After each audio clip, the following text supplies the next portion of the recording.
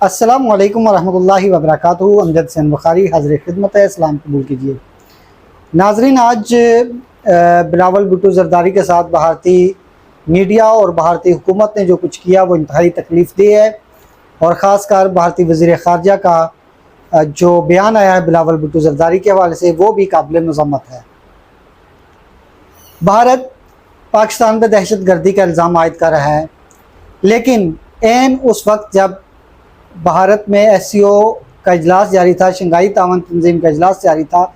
تو بھارت ہی کی ایک ریاست میں بھارتی حکومت کی جانب سے اپنے شہریوں کو دیکھتے ہی گولی مار دینے کے احکامات جاری کیے گئے۔ یہ احکامات میانمار یا برما کی سرحد کے قریب جو بھارت کی ریاست ہے منی پور، جس کی آبادی صرف 32 لاکھ ہے، اس 32 لاکھ کی آبادی میں بھارتی حکومت کی جانب سے اپنے شہریوں کو گولی مارنے کے احکامات سنائے گئے ہیں۔ ناظرین، یہ واقعہ اس وقت پیش آیا جب پاکستانی صحافیوں کا وفد گوا کی جانب جا رہا تھا۔ اسی وقت منی پور میں ایک واقعہ رونما ہوتا ہے۔ اسٹوڈنٹس یونین وہاں پہ احتجاجی مظاہرہ کرتی ہے، اور اسٹوڈنٹ یونین پہ BJP کے لوگوں کی جانب سے، یعنی RSS کے لوگوں کی جانب سے پتھراؤ کیا جاتا ہے، جس کے بعد پوری ریاست ہنگاموں کی لپیٹ میں آ جاتی ہے، جس کے بعد چرچز کو آگ لگائی جاتی ہے، مساجد کو مسمار کیا جاتا ہے، یہودی عبادت گاہوں کو تباہ و برباد کیا جاتا ہے، اور یعنی ایک عجیب افراتفری کا لوگ جان بچانے کے لیے ادھر ادھر بھاگ رہے تھے۔ ناظرین، اس سارے جو قصہ ہے یا اس افراتفری ہے یا یہ جو پوری ریاست آگ میں جل رہی ہے، اس کا آغاز سپریم کورٹ کے جو اس کی معاف کیجئے گا جو منی پور کی ہائی کورٹ ہے اس کی جانب سے ایک احکام جاری کیا گیا کہ وہاں کے جو ہندو ہیں انہیں قبائلیوں کا درجہ دیا جائے، انہیں بھی اس علاقے میں زمینیں خریدنے کا موقع دیا، یعنی وہی جو کشمیر میں طریقہ کار دہرایا گیا وہی منی پور میں بھی دہرانے کی کوشش کی گئی۔ اس واقعے کی مزید ڈیٹیل سے پہلے جو منی پور ہے اس کے حوالے سے چند حقائق میں آپ کے سامنے رکھنا چاہوں گا۔ منی پور کی جو آبادی ہے وہ 32 لاکھ افراد پہ مشتمل ہے، جن میں 3 قبائل ہیں، متئی، کوکی اور ناگا قبائل۔ متئی قبائل جو ہیں وہ ہندو ہیں، اور ان کی جو کل آبادی ہے پورے یعنی ریاست کی وہ اس آبادی کا 40% ہے۔ اسی طرح عیسائی جو ہیں وہ اس آبادی کا 45% ہے، جبکہ اس پورے جو ریاست ہے اس میں مسلمانوں کی تعداد صرف 8% ہے۔ اب ہوتا یہ ہے کہ اس ریاست کے اندر جو متئی قبیلے ہیں وہ ہندو بنیوں پہ مشتمل ہیں، وہ تجارت پہ حاوی ہیں، وہ کاروبار پہ حاوی ہیں، زراعت پہ ان کا قبضہ ہے، کیونکہ وہ نسبتاً میدانی علاقوں میں یعنی وادی میں رہتے ہیں، جبکہ جو کوکی اور ناگا قبائل ہیں یعنی عیسائی، یہودی اور مسلمان، وہ پہاڑوں پہ بستے ہیں۔ ان قبائل کو جو حکومت کی طرف سے یہ اسٹیٹس دیا جائے گا، ان کو جب منی پور نے بھارت میں شامل ہونے کا فیصلہ کیا تھا تو اس وقت یہ معاہدہ ہوا تھا کہ ان کو علیحدہ اسٹیٹس، انہیں علیحدہ شناخت دی جائے گی۔ اب ہوتا یہ ہے کہ بھارتی جو منی پور کی ہائی کورٹ ہے وہ ہندو کے حوالے سے فیصلہ دیتی ہے، ان کی حمایت میں فیصلہ دیتی ہے، اور اس فیصلے کے خلاف لوگ جو ہے نا مظاہرے شروع ہو جاتے ہیں۔ وہاں کے جو عیسائی اور یہودیوں کا خیال ہے، ان کا خیال یہ ہے کہ اگر ہندوؤں کو وہاں پہ ریاست میں یا زمین خریدنے کا موقع دیا جائے تو ان کو جو کوٹا مخصوص ہے، جو کوٹا مختص ہے عیسائیوں، یہودیوں اور مسلمانوں کے لیے، اس کوٹے پہ ہندو قابض ہو جائیں گے اور اس کا انہیں مسئلہ ہو جائے گا۔ اب یہ عدالت کے اس فیصلے کے خلاف لوگ سڑکوں پہ آئے۔ اسٹوڈنٹ یونین وہاں کی جو منی پور کی ہے، جو کوکی اور ناگا قبائل ہیں، وہ مظاہرہ کرنے لگتی ہے، تو متئی یعنی ہندو قبائل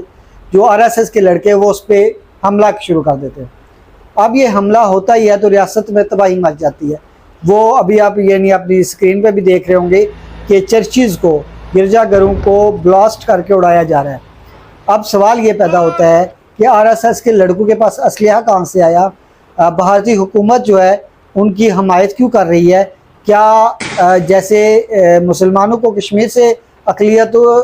میں بدلا جا رہا ہے، کیا عیسائیوں اور یہودیوں کو بھی وہاں پہ اقلیت میں بدلا جائے گا؟ حالانکہ یعنی یہاں کے یہودی جو منی پور ہے وہ 2700 برس سے وہاں پہ منی پور میں موجود ہے، اور ان یہودیوں کی آبادی صرف 10,000 رہ گئی ہے۔ 5,000 گزشتہ چند برس کے دوران بھارتی حکومت اور RSS کے جو معاملات ہیں ان سے گھبرا کر اسرائیل شفٹ ہو گئی ہے۔ اب بھارت کی یعنی نریندر مودی کی پوری کوشش ہے کہ بھارت کو ہندواتہ ریاست بنایا جائے، جس علاقے میں جس ضلع میں مسلمانوں، عیسائیوں یا یہودیوں کی اکثریت ہے تو وہ وہاں پہ ہندوؤں کو بسا رہی ہے، ہندوؤں کو حکومت طاقتور کر رہی ہے اور شدت پسندی کو وہاں پہ فروغ دے رہی ہے، یعنی بھارتی حکومت کے۔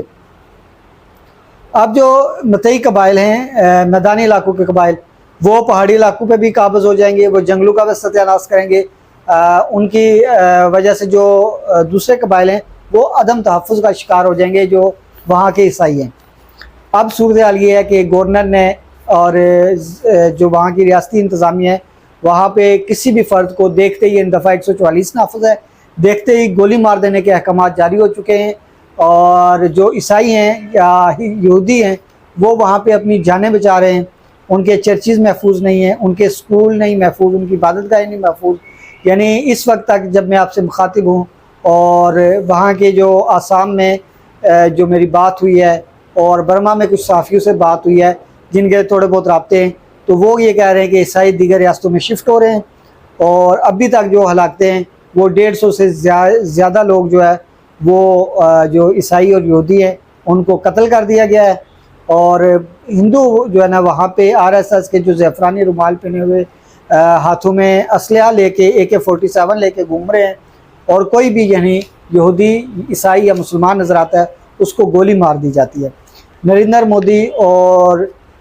جو بھارتی وزیر خارجہ ہے وہ پاکستان کے خلاف تو پروپیگنڈا کر رہے ہیں، پاکستان کو تو بدنام کرنے کی کوشش کر رہے ہیں، لیکن ان کے سامنے وہ یہ نہیں دیکھ رہے کہ ان کے بغل میں جو ان کے اپنے ملک میں کیا کس قدر دہشت گردی ہو رہی ہے۔ BJP حکومت خود ان کی سپورٹ کر رہی ہے، انہیں اسلحہ فراہم کر رہی ہے دہشت گردوں کو، اور الزام پاکستان پہ ہے۔ میری بھارتی عوام سے بھی اپیل ہے کہ وہ اس طرح کے جو ایکسٹریمسٹ ہیں ان کو مسترد کریں، اور کیونکہ آگ بھارت میں لگے یا پاکستان میں لگے،